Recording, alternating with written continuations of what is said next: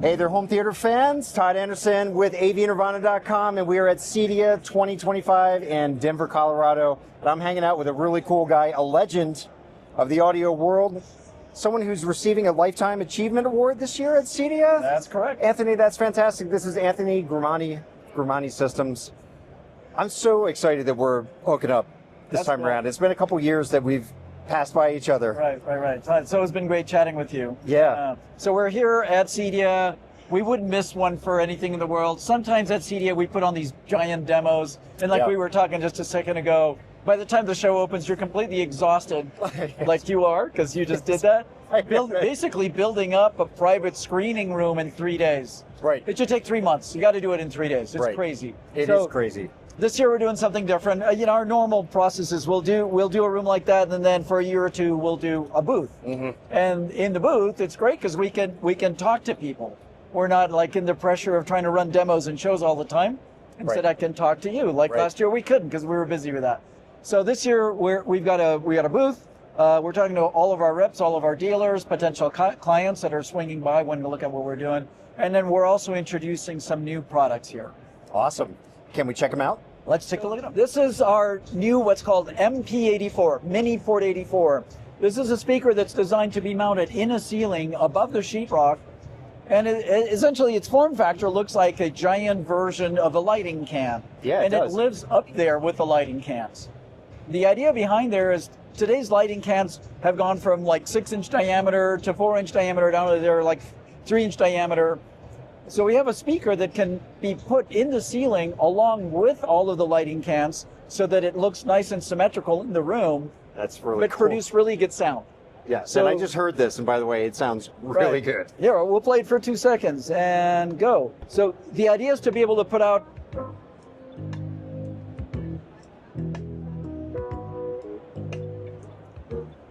a lot of nice bass coming out of that too.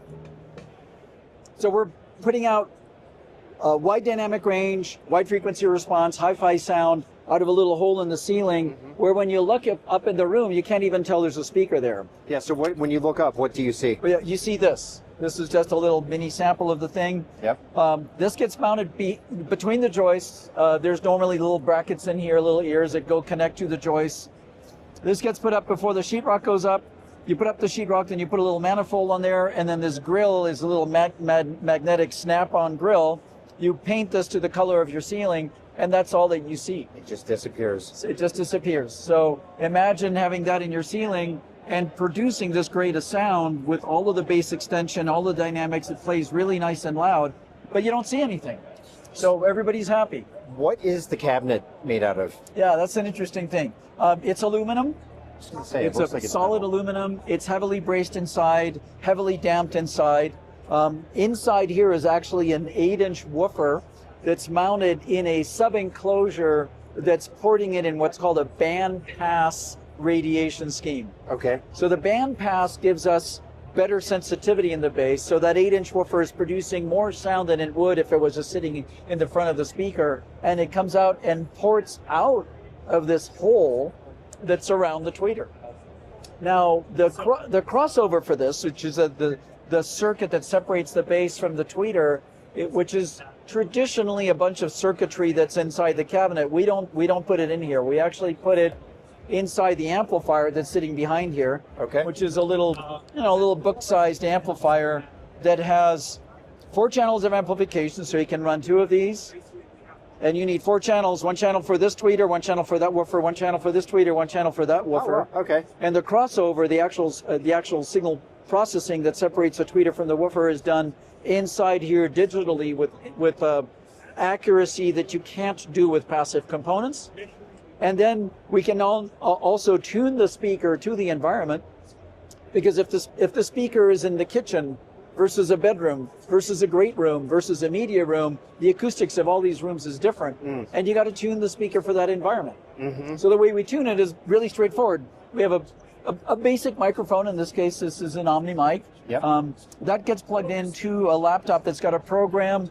We send a special little test signal, analyze what the resulting speaker plus room is doing. We see what all the errors are, inject the correction filters into the amplifier, done. And that takes, I don't know, 10, 15 minutes, no biggie. Wow, that's really cool. Okay, so active crossover, it's off board with the amplification. Yeah. Then you run the wires up to this guy. This is mounted between the studs. Yep. And you get this incredibly deep, articulate sound as far as I could hear. It's a noisy environment, but You got 85 dB of background noise, and you get to hear what it's doing in here. Yeah. and folks, what you can sense through the screen here is there's a good amount of air movement Yeah. coming out of there too. It's Yeah, it's we're essentially compressing the energy of an 8-inch woofer through a little port, and there's compression there, which means more efficiency. right. So it works incredibly well. Little aside, by the way, if you wanted to put the amplifier in this thing, you wouldn't be allowed to, because you're not allowed to put electronics at high voltage hidden inside a ceiling. Oh wow, that's why it's off board. You can. Okay. So it needs to be outboard, but also by being outboard, it can be in a little rack along with all the rest of your networking and other electronics in the house. It's all centralized.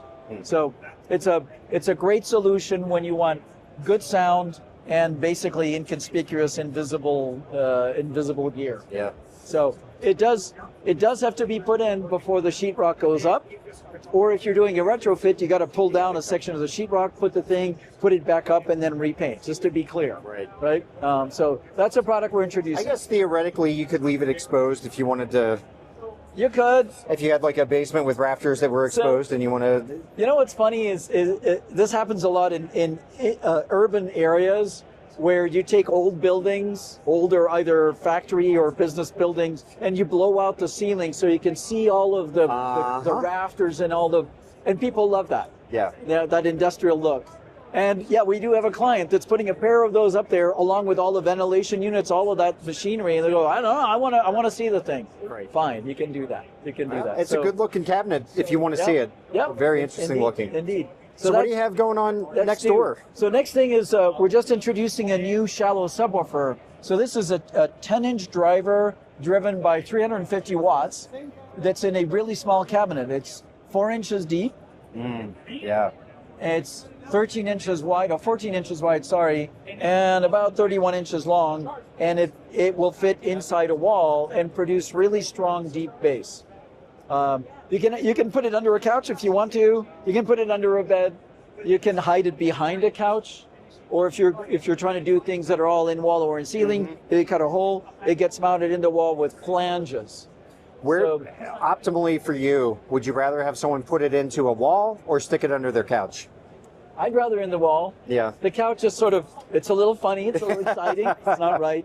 Ideally for acoustical purposes, if you have an enclosed room or a semi-enclosed room, it's always better to put 4 of these in the 4 corners and then tune them for best optimized response in the seating position. Okay, yeah. Done lots of live streams about why that works and how that works, but the bottom line is it gets rid of the standing waves that really screw up the bass and essentially forces the bass energy by pumping it from the 4 corners and then adjusting the time alignment of all that so that right around the seating you get more efficient bass and punchier, drier, palpable bass. So in a room that's like maybe 20 feet, 20 by 16 or something like that, 4 of these, 1 in each corner, or up in the ceiling, hidden, whatever you want to do. You can mount those up in the ceiling. Yeah, they don't have to be in the floor. There's this misconception that bass needs to come from the floor. Wrong.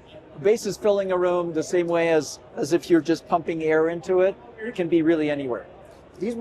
Will this fit between? Are they the same width? Yeah. They are. So it's this just an optical illusion because of the color. Yep.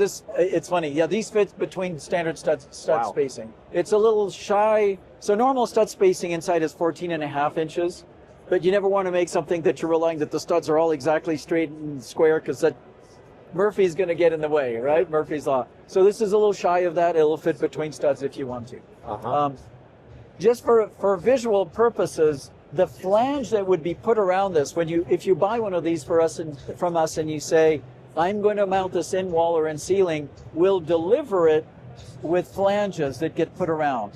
This is a different speaker. This is what's called a Rixos WD Plus. That's made as a ceiling-mounted speaker for either top channels of Atmos, or side channels, or back channels, or front channels. The waveguide is angled, so it shoots up at the side. But I wanted you to see what the flange looks like, which is a heavy-duty L material that's got perforation holes in it. and it's all sealed all the way around. Okay. So this subwoofer, if you ordered it as an in-wall, we would deliver it with the flanges all the way around. You cut a hole in the wall, you mount the thing in there, and the flanges and the gasket seals it from the sound leaking over into the bedroom next door, or the Big bedroom deal. upstairs. Yeah, that's a big deal. Important. All of the speakers we make are closed back. They're enclosures, right? And the enclosures are really solid, heavy wood. There's no sound that leaks out the back. And so we have to control the sound that leaks around the mounting hardware, and that's how we do it, is with these flanges. Yeah. So right over here, just to finish this is the largest of our ceiling mounted speakers, in which it's part of the W series. W standing for wedge. The waveguides that we use in all of our speakers, which's role is to propagate the sound, produce a sound bubble into this room that's really nice and even. It's not like a traditional horn, which is job is to do this. Right. It's really designed to spread the energy in the sound power of the room to be as continuous as possible. On most of the speakers, it's turned around the other way. Like this is a speaker. This is a what's called a Rixos SND, made to be a bookshelf speaker or put in the wall in front of you. When we put them in a ceiling, we turn the waveguide around so that the sound shoots down at you at an angle. So if you're using these for left, center, and right speakers above a big screen, you put them all the way up against the front wall, and the sound's aiming at you. So not aiming orientation down matters with these. Orientation does matter. It's got to be turned away around so it's pointing at you. Or if you're using these for top channels of Atmos, same thing. You know, they'd be a little closer to you. It wouldn't be all the way up against the front wall by the screen. They'd be a little further in, but they're aimed at you. And so we make 3 versions of these in different sizes. The small one is called the WD. This is WD Plus. It just plays louder for bigger rooms. But once you mount it in the room, once you mount it in the ceiling, it gets covered and hidden by a grille, so it's all nice and flush And up it's there. just It's just gone. Yeah. We can custom dye this grille. It's actually a digital dye process to match the paint that you may have up there. So you just send the paint coat in, and you send the paint coat in, but you also send an approved sample. You paint the actual color you want onto a piece of foam core or a little piece of wood, because very often, here's the paint code, here's the actual mix you got, you liked it, slightly different than the standard paint code. We've seen this repeatedly. We want to go, here's what you approved, here's the grill, it matches, everybody's happy. So that's what we're showing here. So what else are you doing here at CEDIA? So what else am I doing in my spare time? Yes. So you mentioned this award, this Lifetime Award. Where does that come from? It comes from me working with the community at CEDIA, always volunteering to help in any way that I possibly can, providing solutions to some of the issues integrators have, doing training. I've been actually teaching classes at CEDIA for 35 years. When I started doing classes where we're using overhead transparencies and slides, that's how long it's been. You had a ditto machine in the back that you were cranking so, out? Yeah, you want to come? Yeah, sniffing that. It smelled good. I know. I remember Crazy. Teacher asked you to go make one of those. You're like, I'm doing it. So one of the things I've been involved in also is these various committees that help guide standards, work standards. You know, you're building a rack. This is how you build it. This is how you name the things. This is how you connect things. Here's how much power you need, et cetera, et cetera, et cetera. There's this new committee that's actually, the idea started 10 years ago, and the committee got formally formed about 4 years ago, called RP1. Recommended Practice 1. Yes. Have you heard of RP32? Does that? Yeah. Okay, you've talked about RP32 with people. 22. It's the RP22, sorry. RP22. RP32 is an outgrowth of that. Yes. Yeah, I talked with Peter Aylett 2 years ago at its launch. Right. Yeah. So I started the CEB22 recommendation program actually almost 10 years ago. RP22 is an outgrowth of that, taking it from 7.1 channel, which was back then, into immersive audio, and with a lot more information. And in RP22, the document says, you got to pick gear so that it does all this, and it does all that. Well, in the engineering of it, if you look at the spec sheets from most of the vendors over here, there's no information that tells you that it's going to allow you to play this loud, cover this much audience, we have this impedance, nothing's in there. Right. In the world of commercial audio, you usually have spec sheets that show all that, but in residential, that's not provided. So I've been wanting to change that. I've been wanting to get CEDIA manufacturers that address this market to provide a document that I call the performance facts of their products. Just how much sound pressure level can the speaker do? Just how many lumens can this projector really put out? Just how much low frequency extension does this subwoofer really do? Not just like, oh, this subwoofer works down to the bass.